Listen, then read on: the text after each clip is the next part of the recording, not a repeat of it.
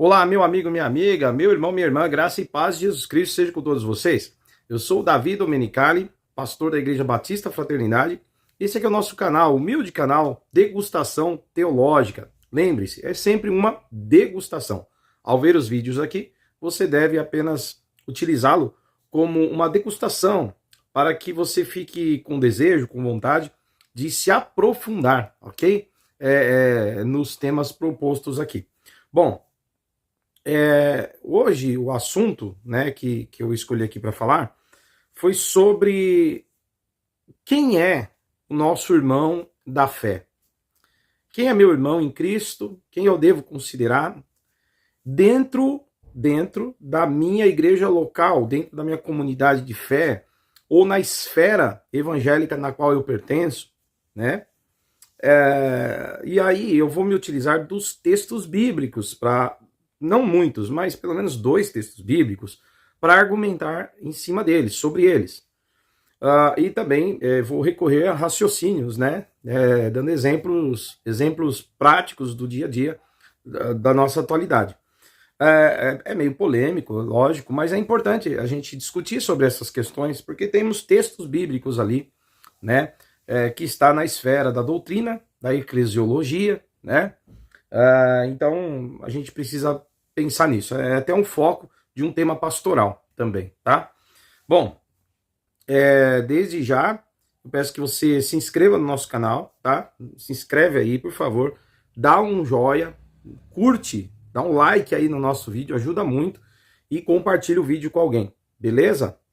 Eu vou chamar a introdução do canal, a introdução agora, tá bom? Do nosso canal aqui, Degustação Teológica, e na sequência eu entro falando do assunto. Valeu!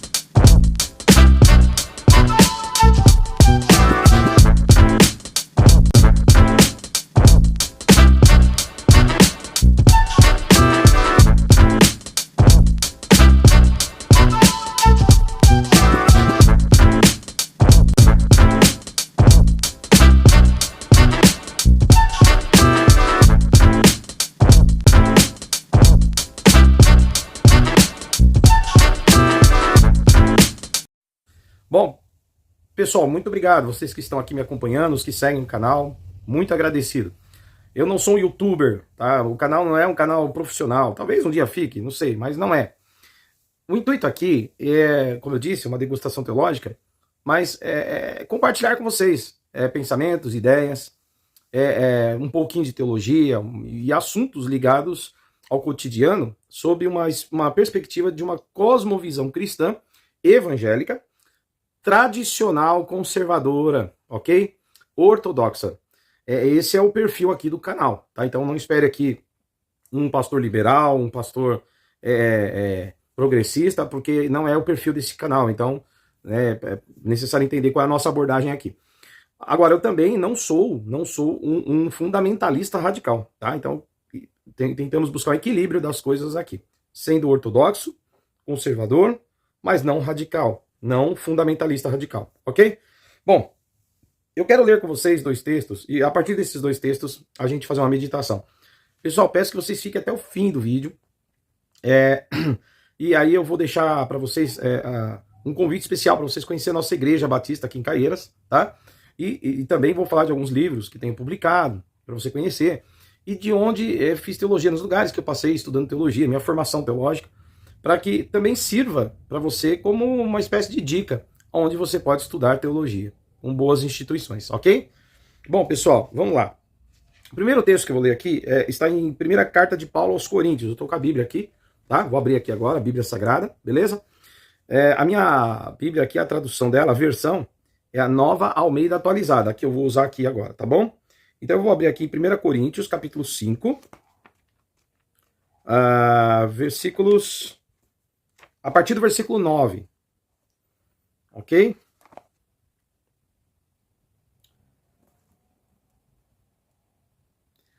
Na outra carta, já escrevi a vocês que não se associassem com os impuros.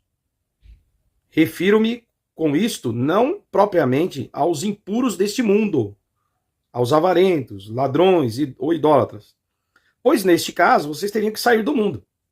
Mas agora escreva a vocês que não se associem com alguém que, dizendo-se irmão, for devasso, olha isso, for devasso, avarento, idólatra, maldizente, bêbado ou ladrão. Nem mesmo comam com alguém assim. Pois com que direito haveria de julgar os de fora? Mas será que vocês não devem julgar os de dentro? Os de fora, esses Deus julgará. Agora preste atenção, expulsem o malfeitor do meio de vocês. É interessante a gente perceber que Paulo, ele começa dizendo, é a segunda vez que eu escrevo para vocês, né? No versículo 9 ele diz isso, certo? E na outra carta, eu já escrevi para que vocês não se associassem aos impuros. Agora note que nós estamos lendo a primeira carta de Paulo aos Coríntios. Significa que a primeira carta de Paulo aos Coríntios não é a primeira carta, né? Ela é possivelmente a segunda ou terceira carta, nós não temos ideia. Mas certamente ela não é a primeira carta. Então, por que está escrito 1 Coríntios aqui? Primeira epístola de Paulo aos Coríntios, se ela não é a primeira? É porque é aquela que nós temos, é aquela que permaneceu, né? A outra carta se perdeu, tá? A primeira carta se perdeu. Nós não sabemos o conteúdo completo da primeira carta. Apenas por esse versículo nós temos ideia de que Paulo já tinha escrito anteriormente, tá? Então, fique claro isso aqui a partir dessa observação desse versículo. Bom, mas o trecho que nós estamos abordando aqui é quando aconteciam muitas coisas complicadas entre a igreja, entre os membros, né, da igreja que estava em Corinto, e coisas horríveis, coisas que envergonhavam muito o nome do Senhor. Ao que dá a entender aqui, né? Paulo, ele vai dizer que tem gente que era devasso, tinha pessoas devassas dentro da igreja. Algumas traduções colocam como imorais, né? Ou seja, pessoas que não tinham pudor no sentido da vida, da sua vida íntima, né? Provavelmente tinham relações sexuais ilícitas, tá? Gostavam de adultério, fornicação, né? Vida ativa, né? Vida sexual ativa, fora do casamento, né? Que gostava dessas coisas. E daí para pior. Então, parece que tinham pessoas assim que praticavam e as pessoas sabiam dessa conduta. E nada era feito. As pessoas continuavam lá na igreja, de boa, tranquilos, né? Sem nenhum tipo de julgamento. Escandalizando, assim, aqueles que se diziam cristãos, escandalizando o corpo de Cristo. Não apenas isso. Paulo, ele aponta aqui nas Escrituras, na sua carta, que também tinham pessoas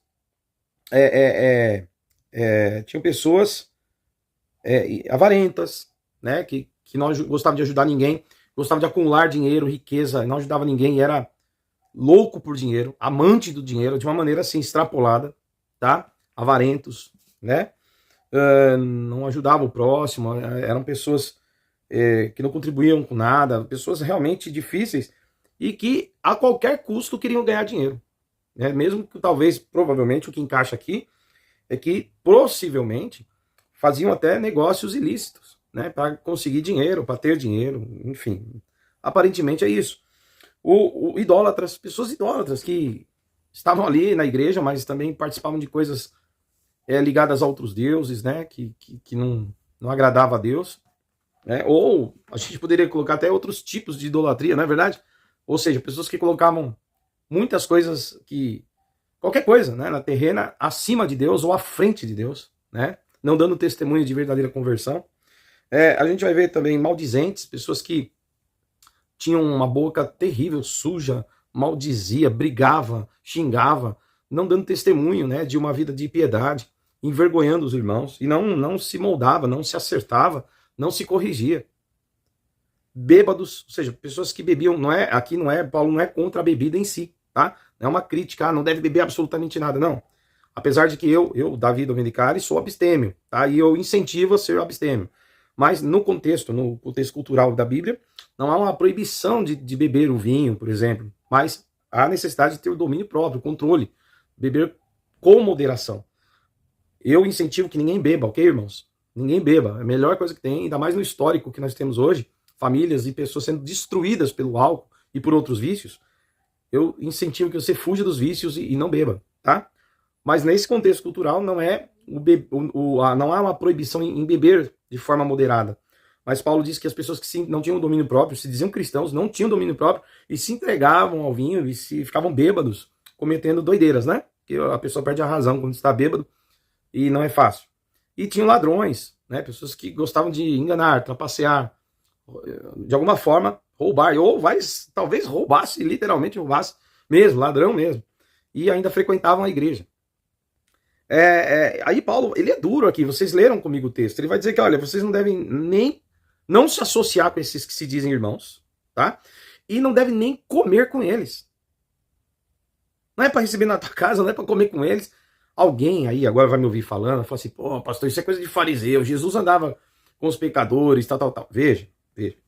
O apóstolo Paulo aqui, ele é muito claro, ele diz assim, olha, ele começa dizendo, ó, porém, né, aliás, vamos observar bem aqui no versículo 9, Paulo diz assim, ó, na outra carta, eu escrevi a vocês que não se associassem com os impuros, ou seja, com os pecadores que andam no pecado. Pecadores todos somos, mas aqueles que se entregaram à prática do pecado de qualquer jeito, né? Mas aí ele deixa muito claro aqui, queridos, ele diz assim, ó, com isso, eu não estou me fazendo referência aos pecadores do mundo, os que estão fora da igreja, os que não conheceram Jesus. Ele diz, porque desse jeito, eu ia ter que tirar vocês do mundo, Deus ia ter que arrancar a gente do mundo, não ia dar para viver aqui. Tá certo? Então Paulo, ele deixa claro de qual público ele está falando. Ele está falando muito especificamente a cristãos que não têm comportamento de cristãos, não dão testemunho de conversão, e que envergonham o nome do Senhor o tempo todo. Não tem arrependimento, não tem mudança de vida. Aí Paulo diz, então, esses daí é para vocês não se associarem, fazer negócio com eles, não é para trabalhar com eles, não é para ir na casa deles, não é para vocês se afastarem deles mesmo, porque eles envergonham o nome do Senhor. Parece ser radical, né, pessoal? Só que é aqui uma orientação bíblica que Paulo dá à igreja de Corinto. Tenho para mim que se aplicava a Corinto, possivelmente deveria se aplicar a qualquer outra igreja que passasse pela mesma situação. E detalhe, acredito que essas palavras devem ser válidas ainda hoje, irmãos. Porque foi devido a não haver nenhum tipo de controle nesse sentido, de disciplina, né? Que hoje a igreja está a bagunça que está. Não é verdade? Igrejas com escândalos enormes, até pastores envergonhando o nome do Senhor, né? Com escândalos horríveis e ali continuando na igreja, exercendo seu ministério. E não é só pastores não, membros também, que inclusive tomam a Santa Ceia. E é interessante que o apóstolo Paulo diz, com esses vocês não devem nem comer. Bom, você não deve comer um pastel, né? Não deve comer uma coxinha. Imagina então participar da ceia. Comer da ceia, comer do pão, do corpo de Cristo ali na mesa do Senhor, menos ainda. E aí Paulo vai dizer o seguinte, os do mundo são julgados pelo mundo, mas aqui na igreja tem um governo, o governo da igreja. E aqui a igreja deve julgar os de dentro. Aí ele diz o seguinte, no versículo 13, ó, expulsem esse que comete o mal, expulsem do meio de vocês ele. Irmãos, isso é terrível, né? Mas olha, a gente precisa observar. Outro dia eu vi um vídeo do padre Paulo Ricardo, eu tenho divergências com o catolicismo, a gente é evangélico e a gente tem como herança, né, a reforma protestante, né? Nós bebemos na fonte da reforma protestante e somos evangélicos, cristãos evangélicos. Então nós temos divergências enormes com o catolicismo. Agora, nós temos algumas convergências com o catolicismo, afinal de contas, a nossa raiz é o cristianismo, ok? Nós saímos, né, de dentro da instituição católica, justamente por divergir, né, por não concordar com que nós julgamos desvios que a Igreja Católica cometeu ao longo dos séculos em nome da sua tradição, né, deixando de lado o sola escritura, deixando de lado deixando de lado aquilo que a Bíblia nos orienta, né, como palavra de Deus inspirada, né, e eles, em nome da tradição, criaram dogmas e ideias muito, assim, diferentes né, do que a palavra de Deus nos ensina, tá? Então, vai ser uma eterna discussão entre católicos e protestantes, isso não vai mudar, tá? Porém, nós temos coisas que nos unem. Sim, nós temos muita coisa em comum também, né? E nessa fala do padre Paulo Ricardo, em específico, eu achei muito interessante, porque eu concordo com ele. Ele estava numa palestra e ele dizia assim, olha, tem gente dizendo que a igreja precisa se abrir para a modernidade, falando da igreja católica, né? Se abrir para receber os grupos LGBT, abrir para novos tipos de pensamento, abrir-se para o mundo, né? Ser mais acolhedor, aquela coisa toda. E aí o padre Paulo Ricardo disse assim, não, é o contrário. Acho que está na hora da igreja começar a excomungar mais gente. Tá entendendo? Porque é isso, pessoal. O pessoal vai entrando e vai querendo transformar a igreja num circo, né? Querendo mudar, torcer as leis do Senhor, fazer o que quer. E não é assim. Tem gente que acha que o problema da Igreja Católica no Brasil é falta de conversões. Ah, nós precisamos converter mais gente. Eu já acho o contrário. Eu acho que o problema da Igreja Católica no Brasil é falta de excomunhões. A gente devia colocar uns para fora para ver se para. Ver se para de ensinar heresia, para de fazer maluquice dentro da igreja. Então o apóstolo Paulo, ele ali colocava ordem, em suas cartas ele corrigia, ensinava e ordenava, olha, tem que expulsar essa turma que dá mau exemplo, que não é convertido coisa nenhuma no meio de vocês. É óbvio, irmãos, que a palavra de Deus nos orienta que o joio e o trigo, né? Essa é uma orientação do Senhor para nós, que o joio e o trigo muitas vezes vão crescer juntos, é verdade. Que lá no final o Senhor vai separar o joio do trigo, certo? Diz também que o Senhor é que vai separar os bodes das ovelhas, isso é fato. Mas eu acredito, irmãos, isso é quando as coisas não são tão evidentes, tá?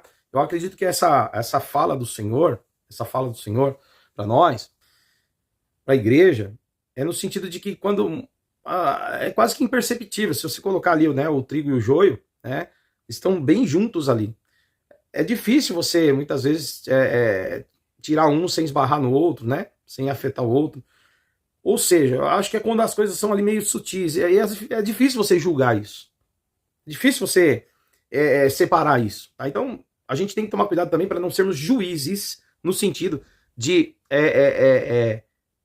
ter precipitação, entendeu? Precipitação em querer excluir alguém da igreja, tirar do meio da gente, tá? Ou às vezes por coisas que não são tão claras, não são tão claras às nossas vistas.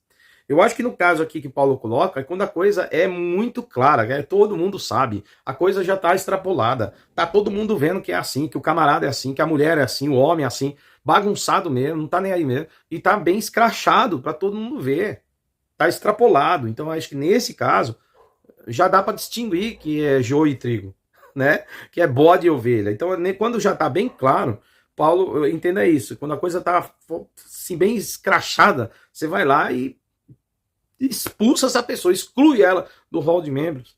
Não distribui mais ceia para ela, né? Você coloca ela dizendo assim, a partir de hoje você está em disciplina. A partir de hoje, se não houver conversão em você, você está fora da comunhão. É isso. Tá, irmãos? E eu acho que é importante a gente pensar nessas coisas aqui.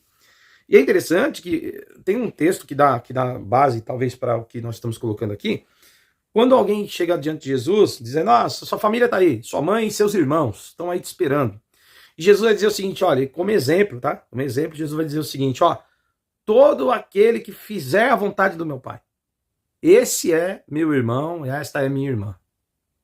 Meu irmão e minha irmã são aqueles que fazem a vontade do meu Pai.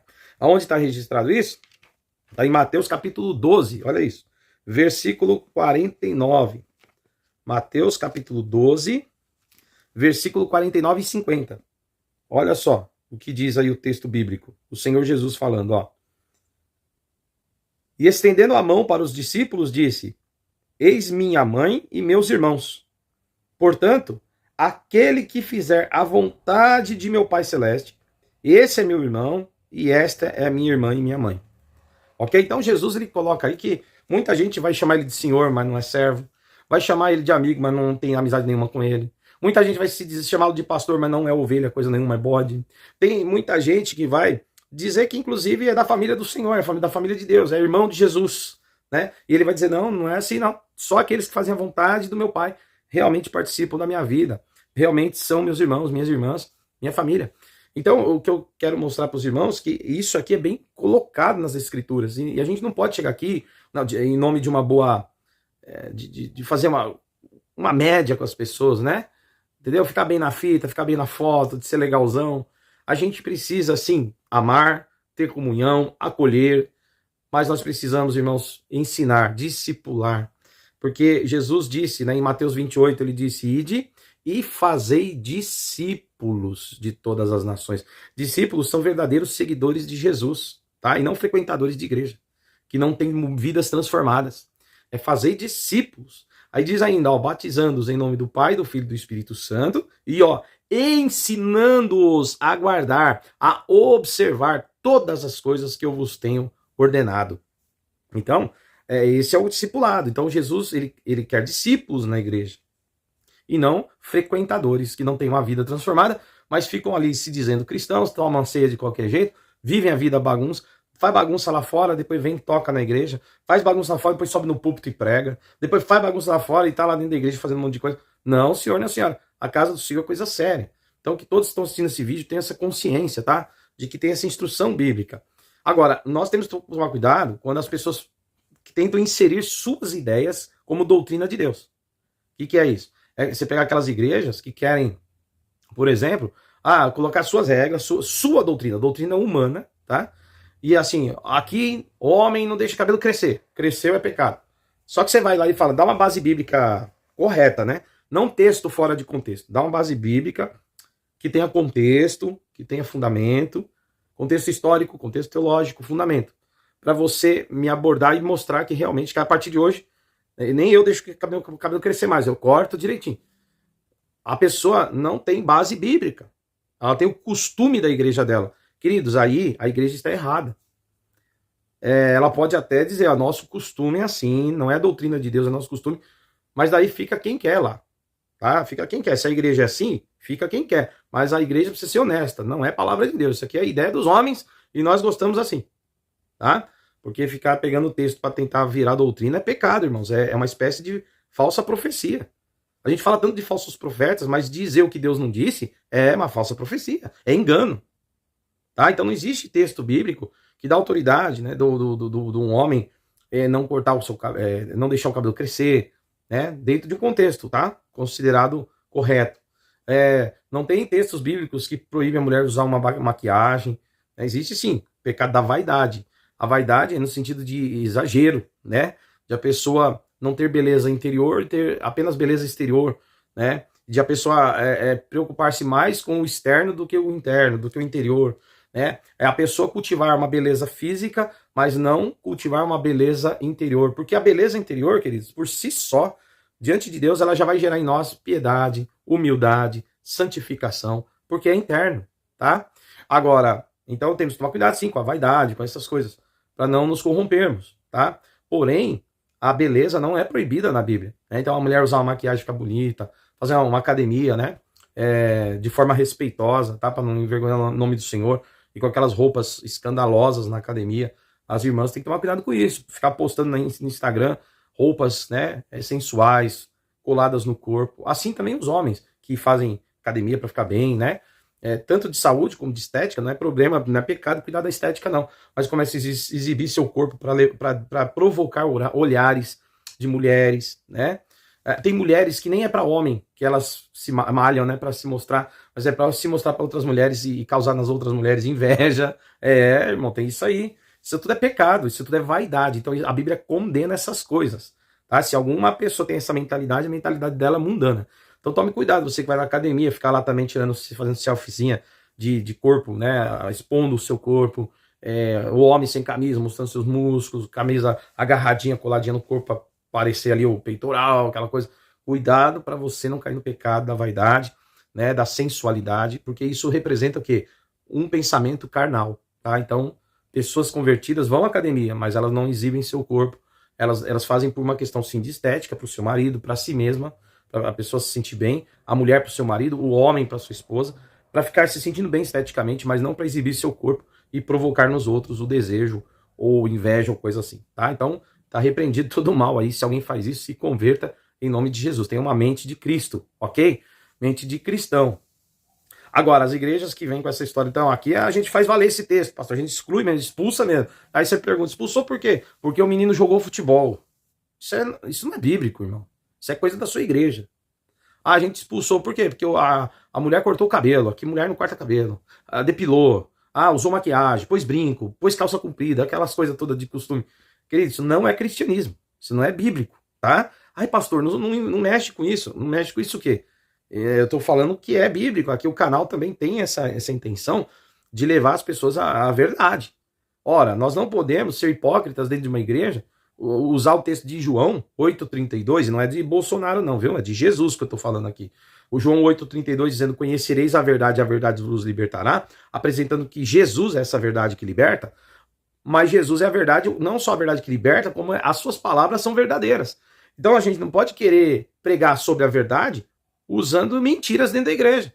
Ah não, aqui ó, o texto diz assim, duas uma, ou você é um mentiroso e manipula as pessoas com textos, que você sabe que não são, estão fora de contexto, você sabe disso, ou você é um incompetente, um não qualificado, porque não tem teologia, não tem estudo bíblico e quer ensinar a Bíblia. Olha, todo pastor, todo aquele que veio da herança reformada, da reforma protestante, que se tornou evangélico, tem por obrigação estudar a Bíblia. Sabe por quê? Porque nós prezamos pelo sola escritura. Toda a base da nossa fé não é em cima de tradições, não, irmãos, tá? Aqui é o costume, a tradição da nossa igreja, isso é catolicismo. A nossa doutrina, tô falando de doutrina, tá? Doutrina. Ela é baseada nas escrituras, é o solo escritura. Então eu tenho que conhecer bem a escritura para eu poder ensiná-la, tá? Então ficar criando aí essas coisas, então... aqui a gente expulsa mesmo, a gente exclui mesmo. Se o cara assistir televisão, a gente exclui. Não tem nem texto bíblico para isso. Se a mulher cortar o cabelo, exclui. Se a mulher por calça comprida, exclui. Se a mulher por brinco, exclui. Se a mulher passar batom, exclui. A gay, se arrumar o cabelo, exclui. O homem, se por bermuda, exclui. O homem, se ir numa praia, exclui. O homem, se jogar futebol, assistir televisão, exclui. Quer dizer, e cadê o texto bíblico? Não tem. Aí é melhor ser claro, aqui é nosso costume, beleza? Nossas regras, não é bíblica. É a ideia nossa, da nossa cachola. É uma tradição que vem lá de 1930, 1940, com aquela mentalidade dos anos 40, e a gente não evoluiu. Então a gente quer manter assim, a gente gosta assim, a gente acha que assim leva as pessoas à santidade. Não leva, tá? Mas as pessoas falam, mas a gente acha que leva. Beleza, mas seja honesto, não fica falando que isso aí tem Bíblia para explicar isso, porque daí você se torna um mentiroso, um fariseu, um hipócrita, tá? E um monte de outras coisas mais. E Deus vai cobrar de você. Você está usurpando, você está torcendo a Bíblia para fazer valer a tua ideia. E Deus vai te considerar um falso profeta. Porque o que Deus não disse, você não deve dizer que ele disse. Se Deus não condenou algo, você não pode dizer que Deus condenou, porque a sua cabeça acha.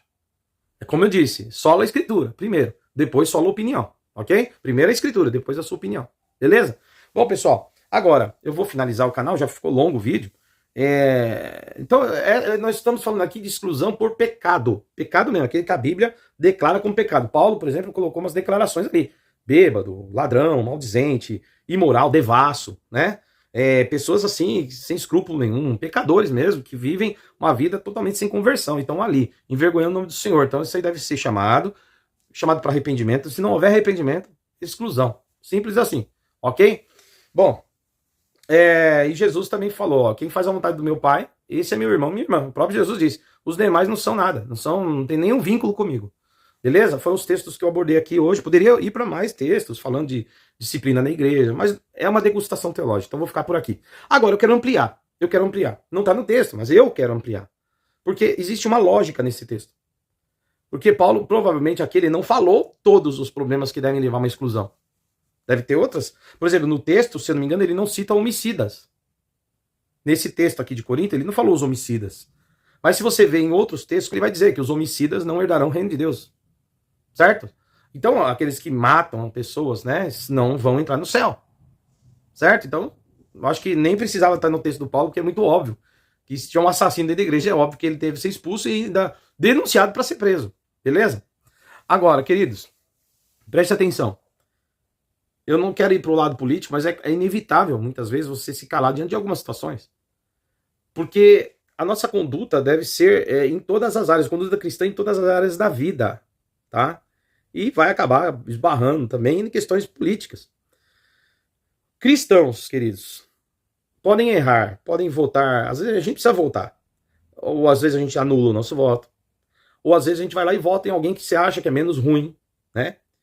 E eu tô gravando esse vídeo em junho de 2025. O governo atual, pela terceira vez presidente do Brasil, é o Lula, Luiz Inácio Lula da Silva, que foi condenado pela justiça por roubar o país, montar uma quadrilha imensa, foi condenado em várias instâncias, e depois por um erro de lugar, onde ele não deveria ter sido julgado, estava no lugar errado, não era para ser julgado lá no Paraná, tinha que ter sido julgado lá em Brasília e tal. Aconteceu que o STF resolveu anular o julgamento do Lula. Então, ele não teve um novo julgamento. Então vamos julgar ele no lugar certo. Não, ele não passou por um novo julgamento. Simplesmente anularam. Tinha prova, tinha um monte de coisa. Anularam porque era o lugar errado e porque também a idade dele e tal, parece que o tempo do crime, né, prescreveu e arquivou. Né? Olha que bonitinho. Por isso que o Lula tá aí. Bom, mas assim, eu não quero entrar aqui no mérito se esse presidente é melhor que o outro, porque aí a gente vai divergir de opinião, então eu não quero entrar nesse mérito. Mas veja, é um homem, sim, que roubou o país. E quando um sujeito vem falar sobre, eu quero defender, zerar a fome, eu quero ser justo, eu quero acabar, né, a gente precisa alimentar o povo, alimentar os pobres, eu quero alimentar os pobres, companheiro. Esse cara tem que ser o primeiro a não roubar. Ele tem que ser o primeiro a condenar a corrupção, tem que ser o primeiro, porque todo desvio de dinheiro, ele acaba gerando o quê? Ele acaba gerando um ônus, ele acaba gerando um problema, um déficit nos cofres públicos. E isso vai gerar o quê? Maiores taxas. Maiores taxas vão aumentar preço de alimento, vai dificultar a vida do trabalhador. Né? Ainda mais o Lula, que diz que é do partido dos trabalhadores, né? Que vive lascando o trabalhador. Aí sobe taxa, uma taxa após taxa, um governo marcado por inúmeras taxas que não param de subir. Tá? Não tem pandemia, não tem nada. Tem apenas o Lula acabando com o país, né? Com uma má gestão. Mas pastor, e aí onde eu entro nisso? Não, calma aí. Se você já sabia desse histórico, você votou nele, você votou consciente, sabendo que estava pondo de volta a cena do crime a um criminoso. Beleza? Ok. Agora, queridos, nós sabemos que, por exemplo, Israel está em guerra com o Irã, certo? Com o Irã contra o Hamas, que é um grupo terrorista. Então, mesmo quando que as pessoas votaram no Lula, e eu não estou dizendo aqui que tem que ser de esquerda, quem é de direita é crente, quem é de esquerda não é crente. Não, não é por aí, porque eu acho que tem pessoas de boa fé verdadeira da esquerda, acho que tem pessoas de boa fé verdadeira na direita. Embora que a esquerda brasileira hoje, ela está alinhada com pautas terríveis. A maior parte, não toda a esquerda, tem algumas exceções, mas a maior parte da esquerda hoje é alinhada com princípio, apoiam pautas que vão totalmente contra os princípios bíblicos que nós cultivamos. Apoiam o aborto. Nós condenamos o aborto, porque aborto é assassinato de criança. Apoiam liberação de drogas. Nós sabemos o dano que a droga faz, nós não apoiamos. Né? São contra a família tradicional, nós somos a favor da família tradicional. Certo? A maior parte da esquerda, ela tem essas pautas e apoia. Ele nos acusa de comunistas, achando que nós ficamos ofendidos com isso. Nós não ficamos ofendidos. De comunista, de socialista, nunca. Isso não nos ofende. Isso nos orgulha. Aqui no Brasil nós enfrentamos o discurso do costume, o discurso da família, o discurso do patriotismo. Ou seja, aqui nós enfrentamos o discurso de tudo aquilo que a gente aprendeu historicamente a combater. Do costume, da família, do patriotismo. Agora o Lula vem, recentemente, que é junto com o STF, porque está alinhado ao STF, o Lula está alinhado ao STF, ok? A vontade do Lula é censurar, ele não usa esse nome, né? Ele usa o nome regulação de mídia.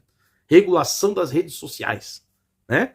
Mas a gente sabe que na verdade é uma forma de censurar e parar, né, de expor as bobagens que o governo dele anda fazendo, os escândalos que surgem no governo dele, controlando a mídia. Você controla o que a mídia vai liberar e não vai liberar para ser exposto. Ou seja, tendo esse rigor, esse controle, meu amigo, minha amiga, sim, uma censura travestida de um bom controle da mídia. Assim como fez a China, que controla absolutamente lá tudo o que os chineses vão ver, assistir, dizer. E é verdade. Tanto que o modelo para o Lula e o STF é a China. O modelo que eles curtem é a China. Que é um país que abraçou o capitalismo economicamente falando, mas na política é socialista. É uma ditadura. Quem fala do mal do governo some, as igrejas são controladas, tudo é controlado, né? Se as pessoas criticarem o governo, elas são perseguidas, tá? E a mídia é totalmente censurada. Até a televisão lá, ela é estatal. Só passa que o governo... O jornal só fala que o governo deixa falar, tá? Os filmes só passa aquilo que antes o governo libera para passar desenho. Não é assim, livre, como é aqui o Brasil, o Ocidente. E essa coisa da regulação da mídia, o Lula mesmo, vou pôr um vídeo já, ele pede ajuda do quem? Do chinês. Ó o modelo que ele quer pôr. Você vai trazer um chinês aqui para opinar, vai trazer um ditador para opinar aqui? Ô, meus irmãos. Fora isso, o Lula, vamos pôr esse vídeo do Lula aí? Vamos pôr esse vídeo do Lula falando aí das mídias aí. Dá uma olhada. Reafirmo, meus senhores, me sinto hoje parlamentar aqui também. Não deixemos que qualquer um de nós, quem quer que esteja no Planalto Central, ouse regular a mídia. Não interessa por qual intenção e objetivo. A nossa liberdade, a liberdade de imprensa, garantida em nossa Constituição, não pode ser violada ou arranhada por quem quer que seja nesse país. Por isso é que nós temos que fazer uma regulamentação ou pelo Congresso Nacional Brasileiro, ou pelo Congresso, ou pela Suprema Corte. E eu recebi, o Mauro Vieira recebeu uma carta do Xi Jinping, que ele ficou de mandar a pessoa para conversar, e nós queremos apressar a regulamentação. Eu pus uma fala do Bolsonaro anteriormente, de propósito, para você ver que enquanto as pessoas chamavam o Bolsonaro de ditador, vai ser uma ditadura, o Bolsonaro, ele que mais lutou para que as pessoas tivessem liberdade de expressão. Queridos, ó, quem estuda história sabe disso, né? E quem não estuda deve aprender sobre isso. Todo líder que quer ser um ditador, a primeira coisa que ele faz é tirar o teu direito de falar. Ele tira a liberdade de expressão, ele controla a mídia, ele controla o jornal, ele controla os meios de comunicação, para você não ter liberdade de falar o que pensa, ser censurado, ser tolhido na sua manifestação, e ao mesmo tempo você não poder ver o que os outros gostariam de falar. Não pode mais ver a verdade. Ou seja, uma coisinha aqui, outra ali, mas é totalmente filtrado. Você entendeu? O ditador faz isso. Então o Lula, ele com essa medida que ele quer, o que você acha que vai acontecer? Você acha que o Lula está alinhado a quê? Aliás, falando de ditadura, você viu recentemente, olha a foto aí, o Lula foi visitar a Rússia, né, no evento, onde só tinham ditadores, cara. Olha, só ditadores de países africanos, né, de regiões da África, províncias africanas, com ditadores mesmo dessas regiões. Olha aí, só ditador aí da pesada, ó, pessoas aí do Oriente Médio, países de ditadura, né, de países difíceis de viver. Olha aí, olha o Lula lá no meio, né, que vai totalmente contra aquilo que eles pregam aqui. Viva a democracia, viva a democracia. Alguém que se diz democrata não pode se alinhar a governos autoritários, né, a governos ditadores. Ok, pessoal? E o pior, né, o Lula vem recentemente e apoia o Irã. Ele dá declarações sobre o Irã apoiando, condenando Israel. Nós estamos em junho, hoje é dia 16 de junho de 2025. A Baixada de Israel, né? A Baixada israelense saiu do Brasil, cara. Saiu. Olha que crise diplomática nós estamos. O Lula está levando o Brasil ao alinhamento de países que só tem ditadores, né? Fazendo um bloco. O Brasil está compondo um bloco na posição mundial, no cenário mundial, onde todos são ditadores. Totalmente antidemocrático, pessoal. E o pior, se recusa a dizer que o Hamas é um grupo terrorista. Se recusa. A esquerda diz que o Hamas é uma espécie de resistência aos tiranos.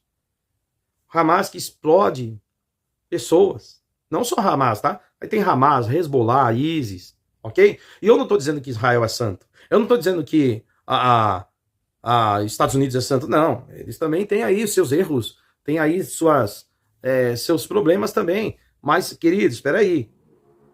Nós estamos falando de terrorismo. E de países também autoritários, ditadores, antidemocráticos. Israel tem os seus problemas, mas veja como é um país livre, né? Todo mundo vai para lá, não tem censura. Israel tem uma das maiores paradas gay do mundo. Isso é fato. Não é fake news o que eu tô falando. Lógico que, se você for perguntar, pastor, você apoia a parada gay? Claro que não. Eu sou um cristão, sou um pastor evangélico, tenho um posicionamento. Mas também não tenho nada contra os homossexuais, entendeu?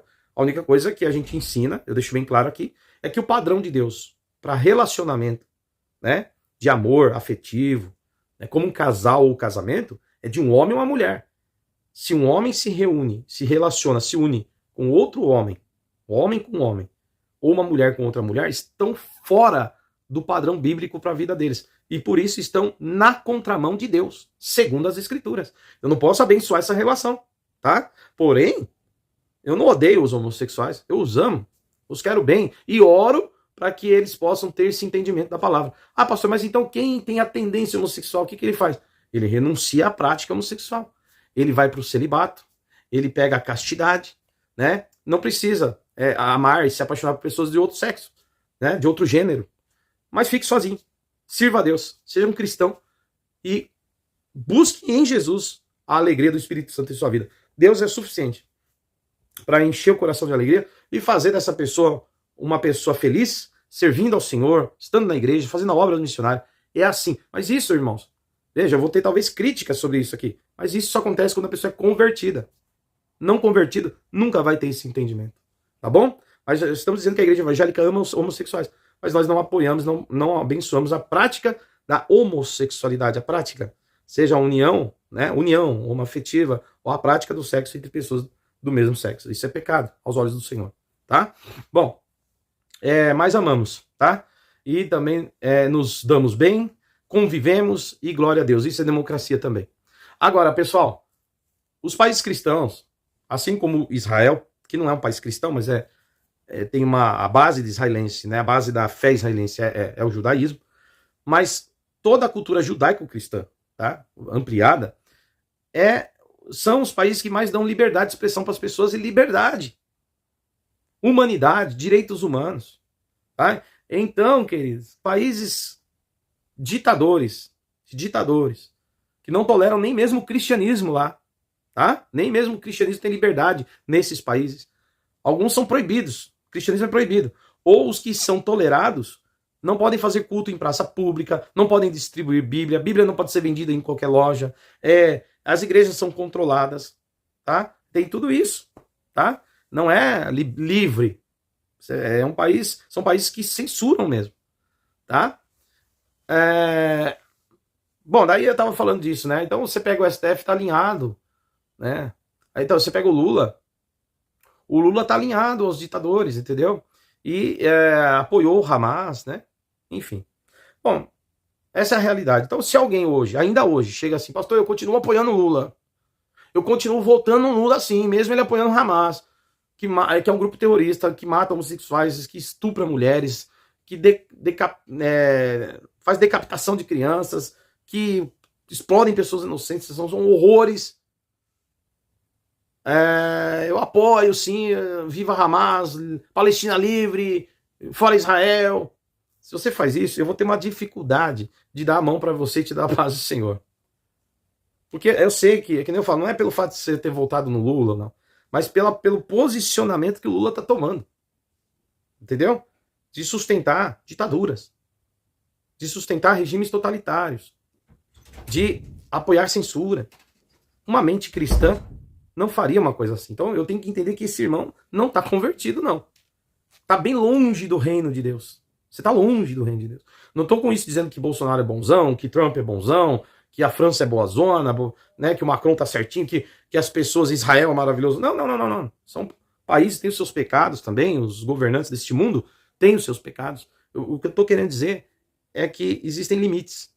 E eu acredito que Hamas, né, Hezbollah, ISIS, extrapolam todos os limites. E os países que têm ditadura, que oprimem os seus moradores, que censuram, tá?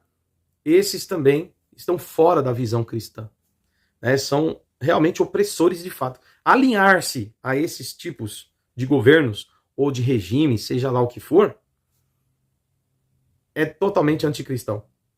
Se é totalmente anticristão, meu Deus do céu, como eu posso considerar um irmão meu que ainda, depois de ver tudo isso que está acontecendo, o posicionamento do Lula e da esquerda, continuar dizendo que sustenta o voto a eles? Não dá para te dizer que você é meu irmão, meu querido, porque Jesus mesmo disse, meu irmão, minha irmã, são aqueles que fazem a vontade do meu Pai. Isso não pode ser a vontade do Pai Celestial, não é possível. Paulo disse, olha, se os bêbados tem que tirar no meio de vocês, os maldizentes, os ladrões, os imorais, os devassos, tem que te expulsar do meio de vocês. Imagina alguém, irmão, então, que chega lá na sua rede social e coloca viva Hamas, apoia o Hamas, apoia o Irã, viva Lula com a censura, e se alinhando a isso. Eu acho que tá na mesma linha do pecado aí, né? Porque é um absurdo, sem cabimento. Sem cabimento. E achar que Deus não se importa com esse posicionamento, você tá enganado. Deus se importa sim. Dar apoio a esse tipo de coisa é ser cúmplice de quem o faz. É ser aliado ao terror. É ser aliado ao corrupto, ao injusto. E Deus vai cobrar. Então, dificilmente eu vou te chamar de irmão. Se hoje eu ver você apoiando o Lula aí, dificilmente eu vou dizer que você é meu irmão em Cristo. Ou minha irmã em Cristo. Me perdoe a franqueza. Tá? Lógico, como eu disse, não dá para ser perfeito. Mas tem limites. Não é pelo fato de ter votado no Lula ou ser de esquerda. Mas é porque hoje a esquerda brasileira está extrapolando todos os limites daquilo que é moral. Indo para uma imoralidade sem precedentes e sem limites. E nós não podemos continuar sustentando uma coisa dessa. Tá bom? É isso. Bom, eu vou deixar uns vídeos agora, mostrando aí, né, o que é Israel, o que é o Hezbollah, o que é Irã. O Marco Antônio Villa explica o que é Israel, o que é o Hamas. O Luiz Felipe Pondé explica também qual é a realidade entre Hamas, entre o Oriente Médio e Israel, tá? Vou deixar aí as falas aí para vocês, desses intelectuais, tá? E para que as pessoas possam entender o que é do que nós estamos falando aqui. Depois desses vídeos eu vou direto colocar para você um convite para nossa igreja, apresentar uns livros que tenho escrito e, ao mesmo tempo, dar dicas para você das faculdades onde você pode fazer teologia, se aprofundar nos temas que a gente coloca aqui, a partir dos cursos que eu fiz com graduação e pós-graduação. Tá bom? Até o próximo. Fica até o final aí. Deus te abençoe. E mesmo na atual conjuntura, uma resolução unânime que leve, por exemplo, à cessação das hostilidades é quase que impossível. E por quê? Porque um Estado nacional consolidado, a única democracia no Oriente Médio, que foi atacada por um grupo terrorista que há 2 décadas tem base territorial, ela tem de responder esse Estado democrático. E está respondendo.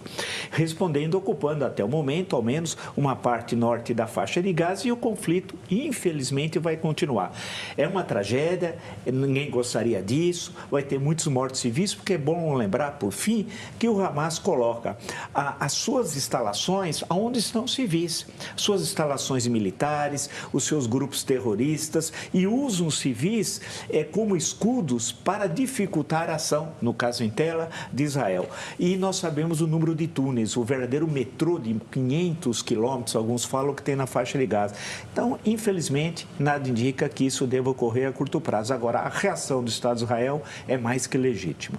O objetivo do Hamas é destruir Israel, não é jamais fazer 2 estados. Todo mundo que não é mentiroso sabe disso, certo? Então, isso faz com que, assim como fez em outros momentos, e agora de novo, que quando esse soldado vai para a guerra, ele vai totalmente para a guerra, porque ele sabe. Se um país árabe perdesse a guerra no passado, ele não deixava de existir. Israel sempre teve sob ameaça de parar de existir.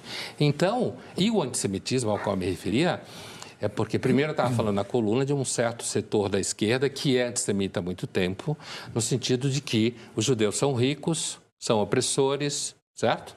Que é um discurso clássico. Na realidade, isso aparece, por exemplo, da Rússia, na czarista. Mr. Nichols, I'm deeply concerned that the Western Hemisphere is being overwhelmed by anti-Americanism, and that countries across the region are aligning themselves with our adversaries and our enemies. I'm deeply concerned that former U.S. allies are being replaced by leaders who are actively hostile to us and our interests, and that the Biden administration has chosen to embrace many of those leaders. President Biden warmly hosted Lula da Silva at the White House and called him a close friend. Lula is an anti-American Chavista who embraces the Chinese Communist Party, Vladimir Putin, and the Iranian regime. Amarrar os pais no sofá, colocar o filho deles de meses no micro-ondas e matar a criança dentro do micro-ondas ou de um forno com os pais vendo essa criança morrer cozida. Eu não consigo defender isso, né? Eu não consigo saber como alguém pode defender um grupo que sabidamente no seu próprio manifesto é uma organização terrorista, né? Eu não consigo defender qualquer um dos lados que não tem interesse no fim do conflito e sim na exterminação do outro lado.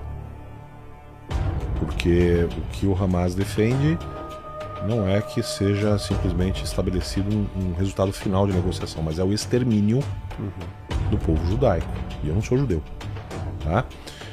Eu tenho muita dificuldade em defender essa posição. Eu não entendo como alguém pode dizer que você se posicionar contra essa barbárie é ser pró-Israel. Não.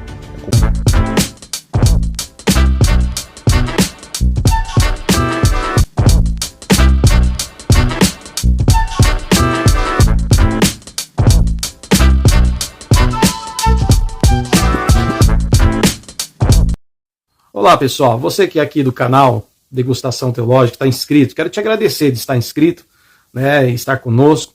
E eu quero te fazer um convite muito especial, que é o convite de, primeiro, nos visitar a nossa igreja, Igreja Batista Fraternidade ali em Caieiras. Caso você não esteja congregando, caso você esteja paradão, né, venha congregar conosco. E você que já tem uma igreja, está firme lá, que Deus te abençoe, continue firme lá. Mas quando quiser nos visitar, para dar uns glória a Deus conosco, né? Fique à vontade para estar conosco com a bênção de seu pastor e da sua comunidade, tá bom? Bom, mas eu quero dizer para vocês, queridos, nós estamos na Avenida Pauliceia, número 1200, ok? Aqui no bairro das Laranjeiras, Caieiras, São Paulo, cidade de Caieiras, tá? Nós ficamos na sobreloja, ou seja, na parte superior do prédio, tá bom? E ali acontecem nossos cultos todos os domingos, às 9h30 da manhã e às quintas-feiras, às 8 horas da noite. Sua família, você será bem-vindo, vocês todos serão bem-vindos, tá bom? Lembrando que nós temos também outros trabalhos que você pode conhecer ao nos visitar, tá bom?